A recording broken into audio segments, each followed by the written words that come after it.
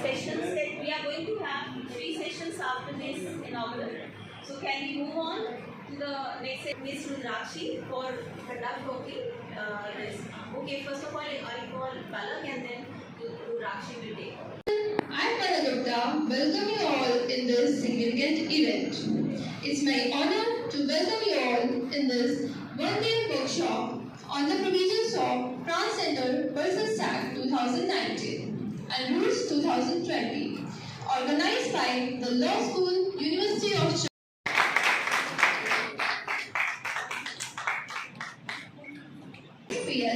Department of Social Welfare, Jammu and Kashmir.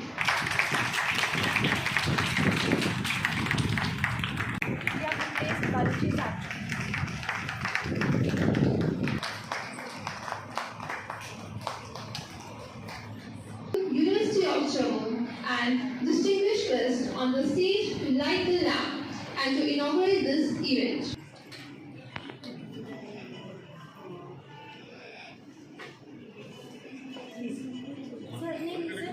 Please.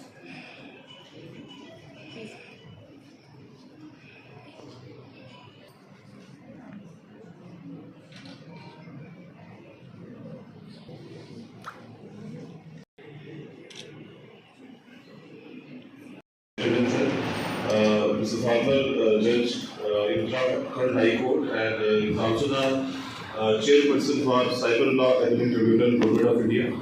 Also remained as a member as well as chairman for the Human Rights Commission Uttarakhand. So he is also running an International Arbitration Center, and we are very privileged and very fortunate that he is with us.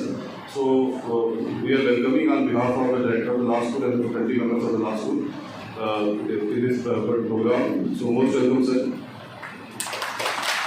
So now the question that Subhashji,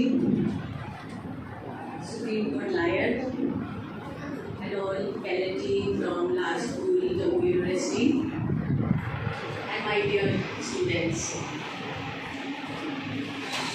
It's a privilege to be a part of this workshop, navigating the Transgender Act 2019.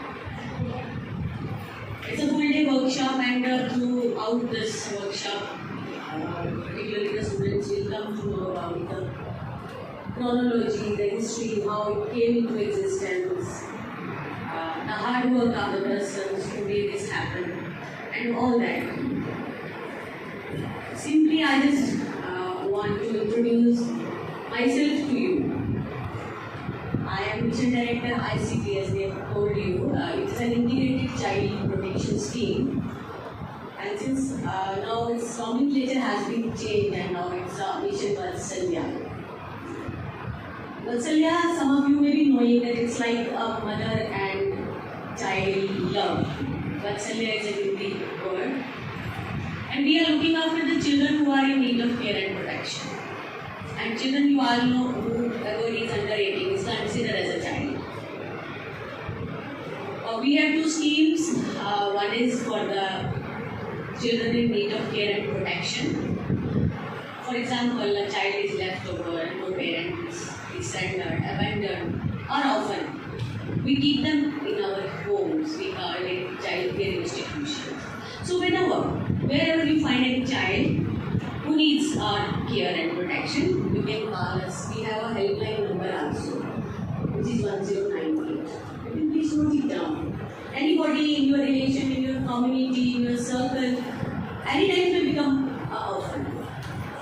Even you can find a destitute child, even a surrendered one, abandoned one. You can always call us on this helpline. This is a universal helpline. And we are always ready to help such children. And the second the welfare scheme is that we run for the children who are in conflict with law. And since this is your legal subject, and we must be knowing that after the enactment of the Juvenile Justice Care and Protection Act 2015, we can't keep the children inside the jails. Right? I told Madam Seema Ravindra in the morning also that please have a session on this Juvenile Justice Act. Every child must know about their rights. And if the child is in conflict with love, what will we do? We won't send the child back home. So we have observation homes where we keep the children. They are not like jails, but they can't go out. And we try to treat that child, counsel that child, so that he or she frames their future and just continue their studies. Who have parents, they can look after them, but they don't have that finances available to them, so that they continue their studies. There must be many children who need to accept them as a part and parcel of the society. So therefore, in the absence of some legal protection given to these transgender, what we may call it, there cannot be a specific right which they can enforce. So the question, as we are saying today, is the right which is available, which is the golden triangle of constitution which we may talk about, which is Article 14, 19 and 21. So which speaks about gender equality, that everyone is equal in law and it has to be an equality before law. So that violation is first, which the transgender community was going through. Secondly, Article 19, Clause 1, Subclause 8, that provides for freedom of speech. So when there has not been a proper representation or recognition, so the question of freedom of speech does not arise at all. If you have not been accepted by the society and recognized as a gender in the society, there arises subsequently no question of that you will be going and asking for like I have freedom of speech, so I should be given a right to put forward my point and at least to have a representation in any form, in any particular government or governance or any part of our legal system.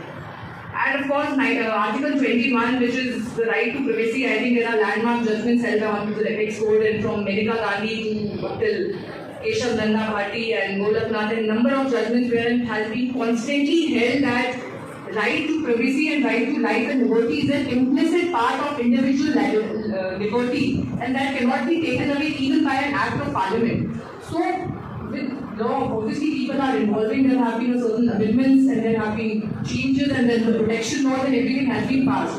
So the legal evolution has been evolved in year 2014 when the first petition was filed by a NAF foundation before the Delhi High Court. So that petition seeking the relief legal development which has taken place was in the year of 2014, which was a case which has been filed by NAS Foundation in Delhi High Court, and that petition particularly was seeking to enforce and making section 377 unconstitutional. So again, what is 377? So earlier now it has been made as BNS Act, so you will be reading the new Act. Most of you must have started reading with the BNS Act, but earlier it was an IPC, Indian Penal Code. So that provides for section 377, which says the sexual same sex that was made an offence and it was punishable up to 10 years of imprisonment.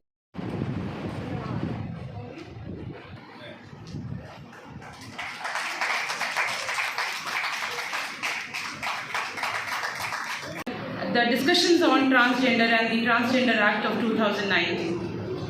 Being a sociologist and a student of sociology, much now, as you have seen, that much has been talked about the legal aspect of transgender, the transgender rights and everything. Now I will take you deep inside into the lives of these transgender and third gender persons, and specifically talk about our own Jammu region, because I have been doing research on the third gender as well as transgenders of Jammu and Kashmir. My scholar has been awarded the doctorate degree because she did a gender identity study on the third gender people of Jammu and Kashmir. Not just Jammu but of the Kashmir people also. This group is not a homogeneous group. Let me make it very clear to you people. We have two broad categories of these people who are into the broad definition of LGBTQAI+.